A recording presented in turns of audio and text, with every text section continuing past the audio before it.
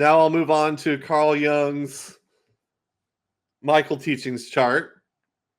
If you guys don't know what Michael Teachings is, it's this channeled body of knowledge that talks about our soul types. And a soul type is a different archetype of the soul. There's 7 different ones, and we maintain them for our whole reincarnational cycle.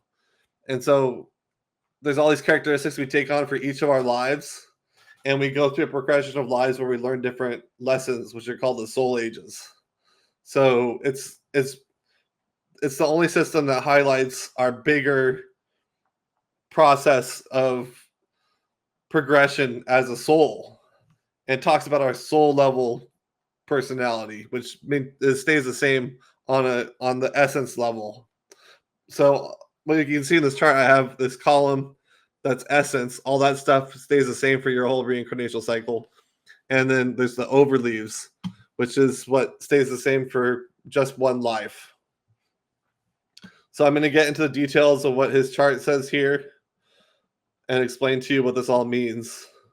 So his role, his soul type, is a sage, which is one of the expression axis roles. They're focused on insight and wisdom.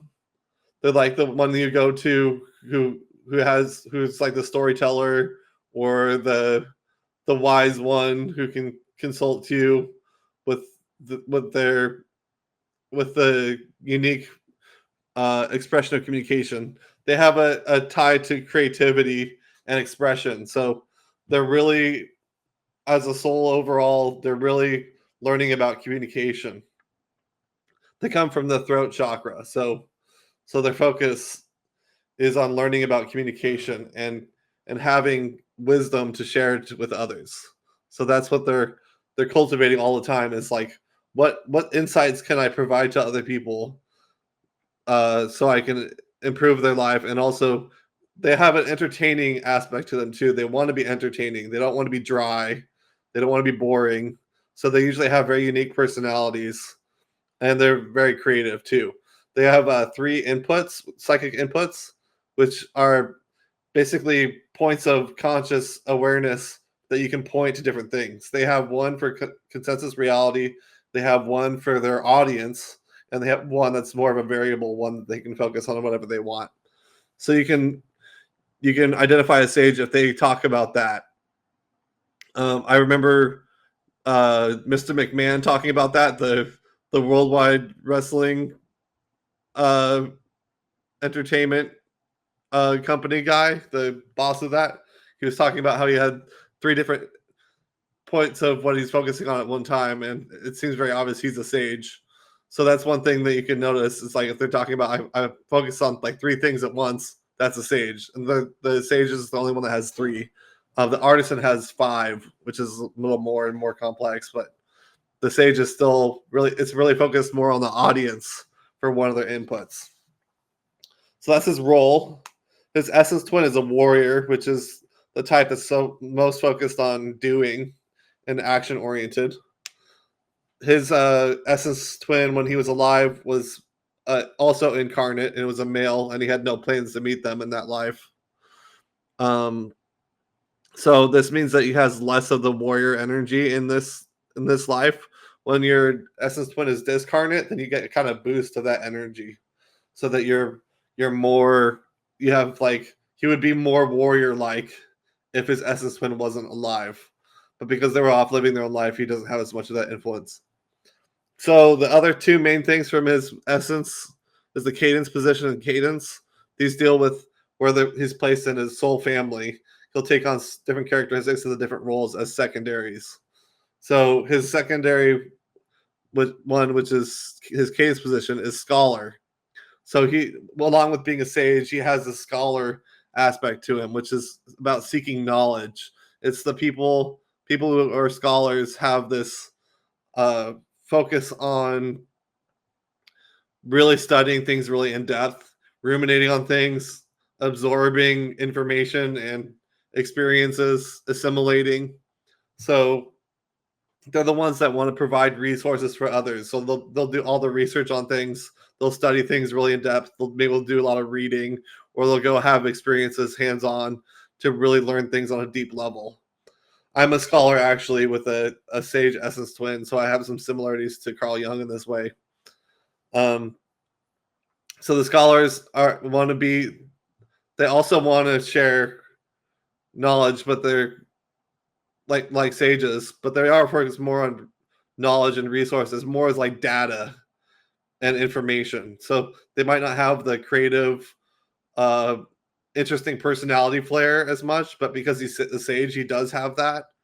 But usually, when you see the sage scholar thing, it's really focused on knowledge and insight combined together. So that's a big thing to point out for Carl Jung. And then his cadence is server, which is the one of the inspiration axis types. It's the one that wants to be hands on, like in person, taking care of people, making them feel like you're at their service. You're here to help them in like tangible ways. So that's what the server focuses on, and that makes sense for him because he was in a service oriented profession, being a psychologist. So having the server aspect really highlights his ability to be kind of nurturing and inspire other people through being of use and service and help to other people. So he also has a task companion. It's another soul. It's an artisan, so that helps with creativity and sensitivity. He'll have a little bit of that flavor and help from his task companion. But while he was living this life as Carl Jung, his task companion was also incarnate and was a male, and he had no plans to meet them. So he also his cadre entity is 4-2. This is just a number that's just kind of chosen. If you know more about Michael teachings through Shepherd Hoodwin, especially, this is his what number he uses for it. This is so the entity he's in. I think there's Daniel Radcliffe, and Scarlett Johansson and Bill Clinton, from what I remember, are all in his entity. So those people are in his soul family. I actually have some friends and family who are in 4-2, for Cadre 4 Entity 2, and I'm in Cadre 4 Entity 7. So he's in my cadre. Cadre is the bigger group. It's a group of 7 entities, and he's in Entity 2 of 7, and I'm in the 7th entity. So he's in my greater soul family, basically. His orientation is love, which is a focus on emotion and the highest emphasis of emotion, which is love. The highest manifestation. So that's what he's going to be focused on. What dimension he's most focused on throughout his reincarnational cycle is the emotions. His male female energy is 43-57. So he's pretty close to the middle balance, but he's slightly on the female energy side, which is one of the reasons why I was identifying that he was more of the yin style for his cognitive functions. So what that means is he's more focused on being and has more of a creative spiritual side to him. He won't necessarily be so focused on career and being laser point focused in one direction. If he was more male energy, he would be more like that. But because he's female energy, his energy kind of goes in many different directions, and he builds up energy over time on reflecting and rest, and then he'll go into action and move into different things. But it allows him to kind of connect, be creative and connect to different things, and have his hand in a lot of different things instead of being laser point focused in one direction. His frequency is 25. That means that basically it's how fast he moves through experiences. He's more grounded and solid. His energy is more solid, being a low frequency at 25 out of 100. So he moves more assuredly and slowly through things than somebody who would have like 100 frequency, which would be like zooming through things and having a lot of activity and being more airy energy. He's more solid and grounded. He's got 14 previous cycles, which is a lot. Most people that I've noticed have 10. A previous cycle is like how many times you've gone incarnated on a planet and gone through a series of lives, going through all the soul ages and learning all the lessons. So that's a grand cycle, is going through all the soul ages as a certain role, and then you do that through a series of lives, like 100 lives, 100 to 200 lives on the planet.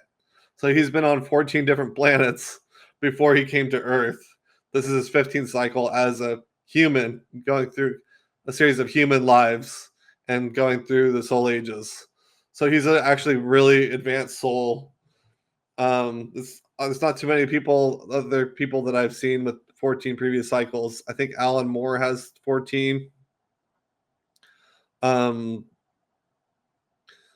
Eckhart Tolle has like 17, but it doesn't necessarily mean that you're always going to be more advanced or like deeper or more spiritual, but it does indicate that you are. I mean, you're more complex. It's like kind of like the analogy is like having being a later version of a car. Imagine being a 2000 model SUV versus like a RAV4 versus a 2020 RAV4, something like that. Because there's new features, new things that you've incorporated in your system and as who you are. It makes you more complex. So he's like older. He's like a more advanced soul in that sense because he's had more experiences. So he can draw from more experiences from having all these previous cycles. So now I'll talk about his global job and community responsibility. He's all priest for his global job and community responsibility. He's the most priest that you can be. So he has a lot of priest influence, which is interesting because people thought that he was originally like a priest soul because of how like inspirational and like focus on spirituality and his like high frequency kind of like imagination ability and all that. But this kind of explains all that. So salvage salvation is his global job. It's a double priest global job. That's actually the same one I have. I'm double priest. I'm salvage salvation, just like him. And that one is basically spiritual counseling overall, but it's coming at things from the angle of like you want to save and help others in some way. You can do that through many different ways. Sometimes I see people with salvage salvation and they're like musicians, so they want to inspire people and help people through their music or different things. But it could be literally spiritual counseling in certain cases, and that's what it seems like was the thing for Carl Jung, what he ended up doing. And then his community responsibility is trust and faith, which is basically about developing a connection to and trust in the universe, in existence, in being, in God, in the essence of the Tao, the actual being. So it's actually a really difficult one because you have to cultivate this as a deeper spiritual focus, and it's not easy for everybody to do. So it's probably a more advanced thing that advanced souls take on. So that's an interesting one. So to see all that for his essence, to have this priest influence that's not actually there in his essence from his role, essence twin or cadence position stuff. This really explains a lot in terms of what he does. He has a big spiritual influence, inspirational kind of energy through this priest energy. So that's everything is essence. That's the stuff that stays the same for him for all his lives on Earth. Not just Carl Jung, but as all the different lives he's had. So now I'm going to talk about his overleaves, which are the characteristics that he takes on just for this life. We take on different characteristics and different focuses for each life that modify our personality on a certain level. So I'll talk about his soul age first. He's old level 5. So he's in the last soul age before he goes off his reincarnational cycle. Level 5 is one of the more advanced stages. There's 7 levels. So he was getting towards the end, but he was actually manifesting old level 3. He went back a couple of stages, which is more of an introverted, working hard to learn about the old soul age stage as at level 3. So if you look at this map here, old soul is the last of the main soul ages while you incarnate, and 3 and 5 it's like towards the middle of the old soul age. So there was also a note on this chart that I originally got from Shepard Hoodwin that he had 93 past lives. That's usually not channeled, but it's an interesting thing to notice. Overall, we usually have 100 to 200 lives in one reincarnational cycle. So he's, pretty close to the average there, probably. So let's talk about his goal, attitude, and mode now. His goal is acceptance. So for his life as Carl Jung, he was learning about how to accept the circumstances of life and be more accepting overall of whatever circumstances or things you come across. And it's something that old souls usually take on to learn. They're learning how to accept how things are. So you might have with acceptance, you might have some difficult experiences, like you might lose people that you love, or not be in control of certain aspects of things that are really difficult. So it's learning how to accept things, be turned into more of a nice guy. It's also tied to agape, just unconditional love. So you develop unconditional love for life and for other people in general. So that's kind of the quality that is focused on. It's like the love, building connection to love, agape in general. His attitude is spiritualist, so he has the attitude that's the most open-minded and open-ended. He sees a lot of possibilities and is more inspired by how he looks at things. So he could be more open-minded and see more possibilities for things than other people would be. Like versus somebody who's like a realist or a cynic, then it would be more closed-minded or limited in the scope of what they focus on and see as possible. So this really helps with him connecting to different ideas and being more open-minded, exploring more spiritual realms, like exploring alchemy and Gnosticism and different things like that.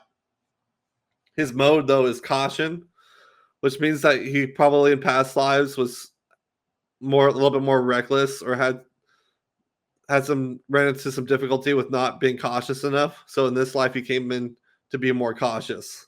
So people with the caution mode really think things through before they take action. So it takes a little bit more time for them to take action, but they do it more with care and caution, obviously. So that's his goal, attitude, and mode. His centering is intellectual, emotional. So first, when he's having experiences, he filters it through his intellect and then through his emotions, and that's the main domain that he's exploring, is the intellect and the emotions. He doesn't have physical or moving center as his primaries, so he might have a harder time being in his body and being connected to the energy of his body and to movement. So he's more intellectual overall, more in his head and then in his emotions. So his obstacles, which are also known as dragons, these are things that we take on. They're archetypes of fear that we take on for each life, that are like stumbling blocks or things that we have to learn to work through, which helps us. It gives us more of a challenge, but also improves our soul in learning how to overcome these fears.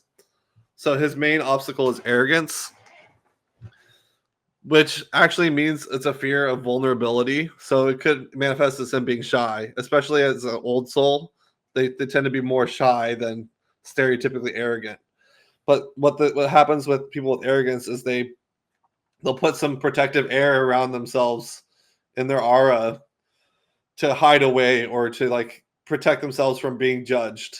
So they can be shy, they can hide away, or they can puff themselves up to make themselves look more important than they actually are. But I mean, the thing is to really to get over arrogance is to really accept yourself in your vulnerability, embrace your vulnerability, and then you're able to get over that fear. I can relate to this one because it's my main obstacle. I have arrogance too. So I've had to learn how to get over my shyness, to embrace my vulnerability, and which also let me drop a lot of judgments I had of other people. Because what happens with arrogance is you judge other people a lot and try to make yourself bigger in your mind and more important. But that's not really useful, because then you're putting a lot of judgments on yourself, and then you're feeling like that you're going to be judged by other people because you're judging everybody else, basically.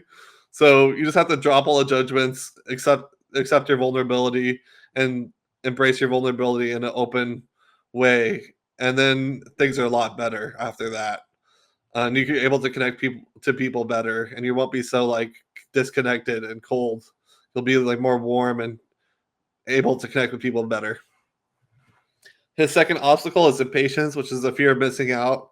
It's basically like always feeling that you need to be somewhere else than where you are. You have to be further along, or you have so many things you got to do that you got to work through. So it's basically impatient, being impatient. Obviously, that's the name of it. But you might feel like I'm not in the right place. I'm going to miss out on this thing if I don't get there in time. There's always the pressure of time, like you don't have enough time. So for that one, you have to start to overcome that. You have to give yourself time to waste. Basically, that's how you get over it. It's like I've got all the time in the world. I don't need to rush myself. I can take time. I can waste time. It doesn't matter. Like time is not a factor anymore. That's the perspective you have to take on to overcome impatience. And this is a big one in our culture, and especially in the West and the U.S. There's a lot of impatience and feeling like you gotta work against time all the time. So really, we have all the time in the world, and we should give ourselves as much time and as much rest as we want, and not be so hard on ourselves with the time aspect. So that's how we overcome the impatience, is accepting um, whatever we're experiencing, where we're at, and not feeling like we're missing out. Just enjoy the present moment. It's learning how to be present. That's actually the big thing, because people in patience are so focused on the future that they're not living in the present. So that's a big thing for that. So I'll talk a little bit about the body types too. He's got Saturnian, which is the leadership one. It's the positive masculine active one. And then he also has Venusian, which is more of uh, a sensual type of body type. It could be also creative, but it's typically sensual. So he's got the leadership with the Saturnian and the sensuality with the Venusian. His quadrant is knowledge. So in a group setting, he's the one focused on providing the information for people. There's different ones like power. Those are the people like who take control, and then there's support, people who are helping out on the side. Love, which is just making people have a good time, basically. But his is knowledge. And then his three main needs are freedom, exchange, and communion. So freedom is like any aspect of having freedom in your life to do different things. That's freedom. Exchange is one-on-one connections with people, where you really share on a deep level. It could be through communication, through hands-on, like back and forth kind of connection, and it's more of an equal thing.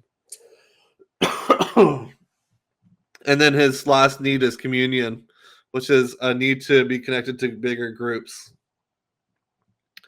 So that's like having friends, having a community that you're connected to.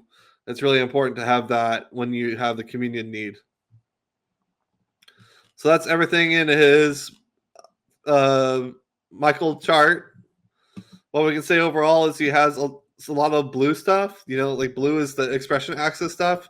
Being an old sage and acceptance, that is a lot of sage energy. Old soul is aligned with sage, so is acceptance. That's the sage's natural goal.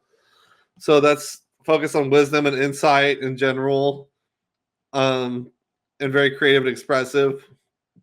He's got the scholar going on a little bit, which helps with um, the knowledge building and studying. Server helps with the nurturing aspect and being a psychologist.